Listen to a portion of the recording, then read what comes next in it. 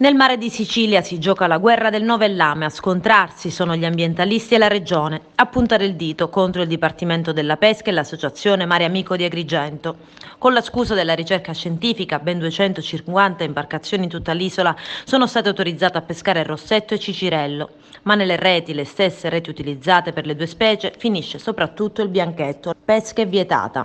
Dal 2018 in Sicilia è stata trovata una scappatoia ai fini di ricerca. La maggior parte delle imbarcazioni autorizzate a pescare sono a Milazzo, Porticello, Cefalù e Trapani. Devono attenersi a un piano di gestione e fornire dati a un organismo scientifico che dirigerà una relazione.